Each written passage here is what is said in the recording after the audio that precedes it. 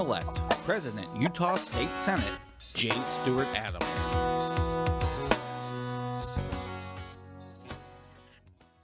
Good afternoon. It's hard to believe that we're closing out our final ALEC meeting of 2020. But if I'm taking anything away after this week, it's the states are where the action is in 2021. I'd like you now to turn your attention to a message from U.S. Senator Michael Braun of Indiana. He'll tell us what to expect from the Senate in 2021.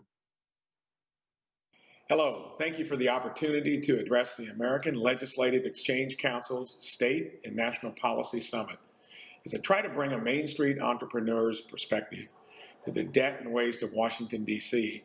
I appreciate your commitment to responsible fiscal policy rather than pushing our debts onto our children and grandchildren. I want to get right into your questions. Question one.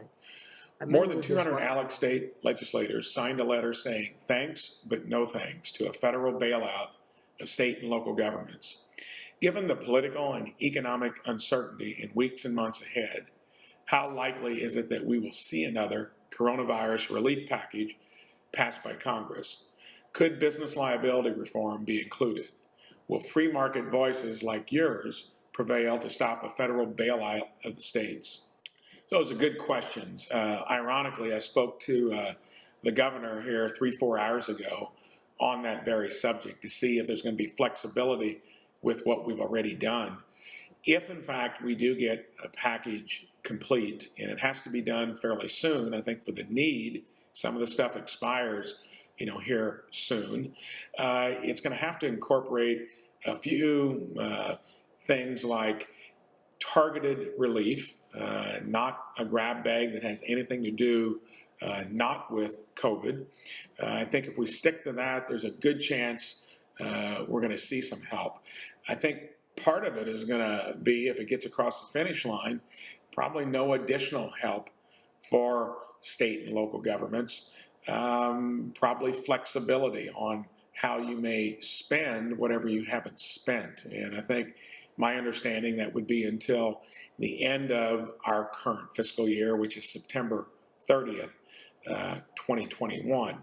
So in general, I think that states like Indiana, Governor and I were speaking, 5% unemployment rate, 3.3% in my home county of DuBois. There's still, though, businesses, restaurants that could not adapt, downtown hotels, entertainment and sports venues, especially where you got inside viewing, and airlines. That would be targeted in approach, and I think there's a good chance something like that could happen. Also, unemployment benefits may be extended at a level that's not going to compete with getting people back to work. So in a nutshell, that's kind of what I'd expect. It's going to mean that the Democrats, especially the HEROES Act and the rendition of that was in that $2 to $2 trillion level, comes down to where it is truly targeted, using money to repurpose what was not spent before. If that happens, I think something will get out to help places still in need. But I don't believe it'll get through with much Republican support if it's going to shove more money to state governments. Question 2, ranking number 4 in economic outlook in the 2020 edition of the ALEC report, Rich States, Poor States, Indiana is rightly known as a state that works. You come from a successful private sector background as well. What are all the most important lessons that federal officials need to take from private sector and successful states like Indiana as they work to address the many policy changes at the federal level? That's a fairly easy one. In that case, it's more about having discipline and political will. Most of what drives state and local governments would be similar to what make businesses successful. Little different dynamic. We have to earn our revenues in the business world. But if you do not make a profit and you go to the bank probably the second year where you haven't corrected the issues that are keeping you from doing that, you're likely not to get your loan renewed.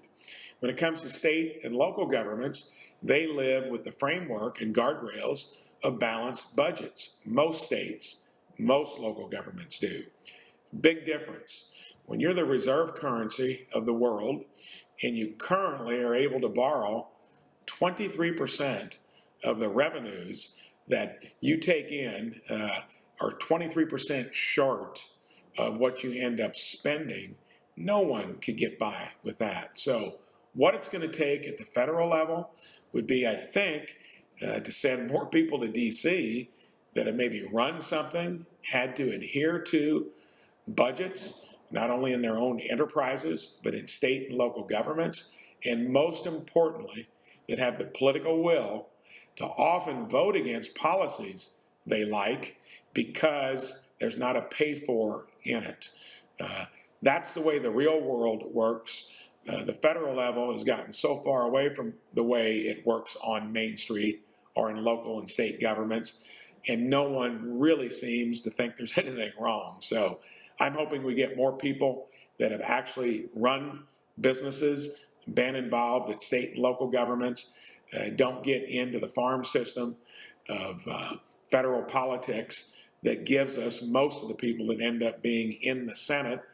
And many congressmen, I think, get quickly allured into the way this place works, and it ends up putting a ton of burden on our kids and grandkids. Well, thank you again for all you do to ensure our country will live in prosperity for years to come. Take care.